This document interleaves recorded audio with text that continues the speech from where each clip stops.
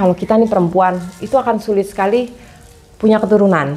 Jadi kayak aku tuh ya alhamdulillah gitu ya, dipercaya 3 anak itu dari 7 kali kehamilan.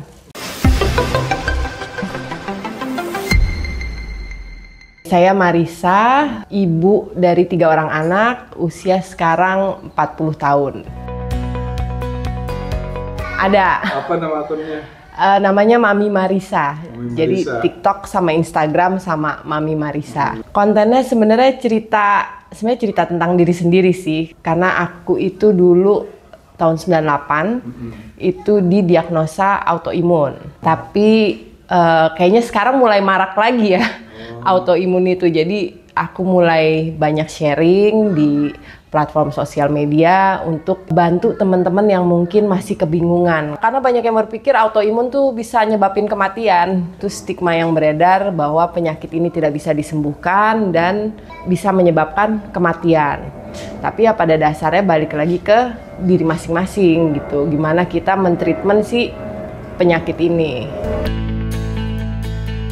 Kalau mulai bikin akun TikTok itu 2023, jadi mulai rutin sharing soal autoimun.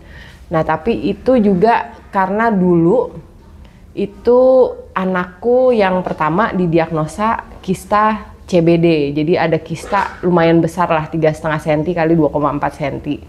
Dari situ akhirnya kita semua mulai untuk merubah pola hidup gitu, jadi istilahnya mulai makan benar, terus mulai rutin olahraga, walaupun mungkin memang nggak bisa yang berjam-jam ya olahraga, terus ya main bareng anak, menyisihkan waktu, terus mulai kenal juga vitamin. Tapi kalau mulai istilahnya sharing benar-benar itu ya 2023. Kalau di TikTok itu lebih ke ngajakin teman-teman buat ngerubah pola makan. Pola makan, karena autoimun itu sebenarnya memang nggak ada obatnya. Jadi banyak yang bilang kan autoimun itu katanya nggak ada obatnya. Itu emang benar nggak ada, nggak ada obatnya. Jadi kalaupun ada diresepkan oleh dokter itu sebenarnya hanya untuk menghilangkan rasa nyeri yang diderita oleh pasien, tapi nggak menyembuhkan. Cara nyembuhinnya ya dari diri kita sendiri, benar-benar ngerubah pola hidup. Sekarang itu kan istilahnya kita mau makan ayam deh, itu kayak udah eksklusif banget kan.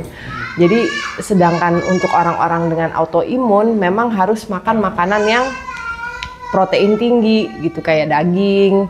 Nah itu ngajakin teman-teman untuk ayo mulai, bahwa makan sehat itu murah kok, nggak mahal. Ke warteg aja kita tuh udah dapat makanan yang sehat sebenarnya. Itu terlepas dari prosesnya gimana ya, tapi itu istilahnya makanan yang belum proses terlalu berlebihan, belum ultra proses, itu masih ya udah masakan bener. Kalau dari yang aku tahu ya dari dokter-dokterku, jadi itu penyebabnya adalah kebocoran usus, leaky gut. Nah si leaky gut ini terjadi itu karena kita mengasupkan makanan, minuman, atau mungkin obat-obatan, tapi yang memang tidak bisa dicerna oleh tubuh, sehingga merusak sistem kekebalan tubuh gitu. Obat-obatan?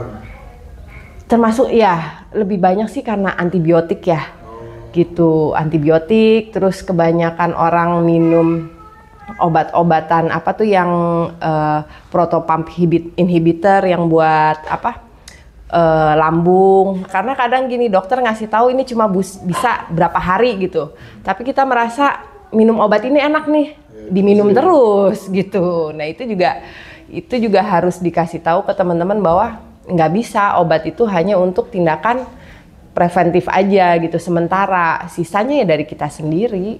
Nah kalau makanan itu yang bahaya sekarang itu makanan agak sulit gini, terlalu banyak doktrin sejak zaman dulu bahwa roti gandum itu sehat, makan buah banyak itu sehat, makan sayur yang banyak itu sehat.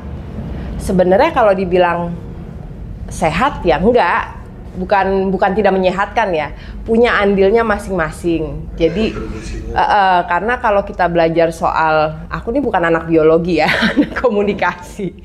Cuman kalau misalnya kita melihat komunikasi yang ada di dalam tubuh kita gitu antar organ, terutama sel itu butuh protein untuk membangun sel-sel baru dan memperbaiki sel-sel baru. Jadi logikanya ya kita harus utamakan makan protein, terutama protein hewani, karena kalau protein hewani itu lebih mudah diserap oleh tubuh. Sedangkan kalau yang nabati bukan nggak boleh, ini masih kontroversial ya.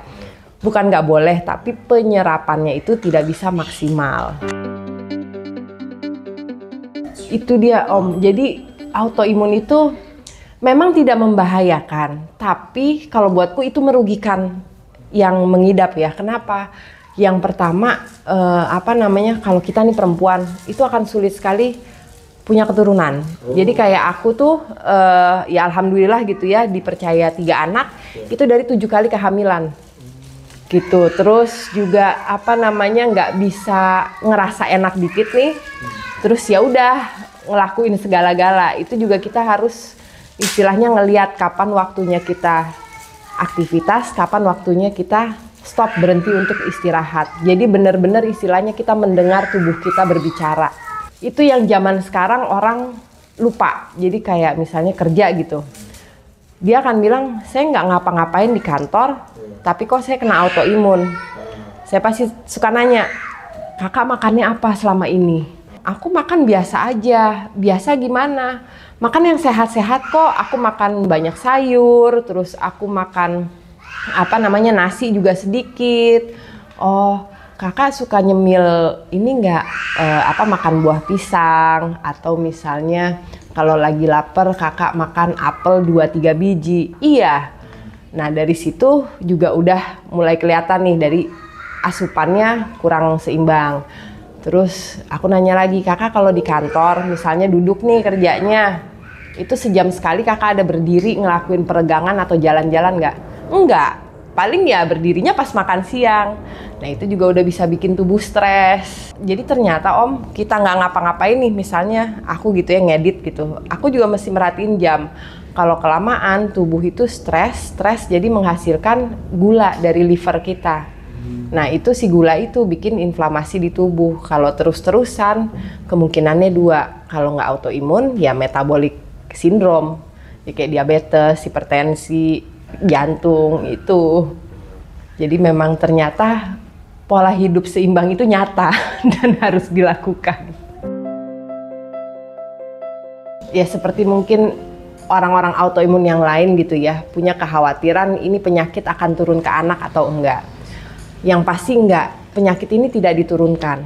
Tapi kalau habitnya terus diturunkan, penyakitnya juga ikut gitu. Nah buat teman-teman di luar sana nih yang istilahnya mungkin masih remaja, atau mungkin punya anak tapi autoimun, atau dirinya sendiri sama seperti aku autoimun, mulai dari benahin isi piringnya. Kita itu bersyukur hidup di Indonesia Om. Makanannya itu bernutrisi semua. Mulai dari masakan, dari Sabang sampai Merauke deh, itu bernutrisi semua. Bumbunya itu pun juga mengandung antiinflamasi dan antioksidan. Jadi jangan pernah takut kalau banyak mungkin nakes-nakes di luar sana yang bilang jangan makan santan, jangan terlalu banyak makan rimpang. Nenek moyang kita nggak kenapa-kenapa. Semuanya baik-baik aja gitu. Memang mungkin zamannya beda ya. Sekarang polusi lebih banyak. Tapi ya dengan polusi lebih banyak berarti kita makan benernya harus lebih diketatin. Jadi jangan takut makan rendang, makan ayam kalasan, itu udahlah jangan takut lah. Malah hindarin yang roti itu udah nggak usah, semua jenis tepung-tepungan nggak usah. Kalaupun misalnya mau makan kayak tepung beras, sagu, itu ya jangan dijadiin cemilan. Karena kalau di Papua sendiri, sagu itu kan juga pokok. Dia jadi makan, istilahnya jadi nasinya kan kalau di sini. Ya seperti itu cara makannya.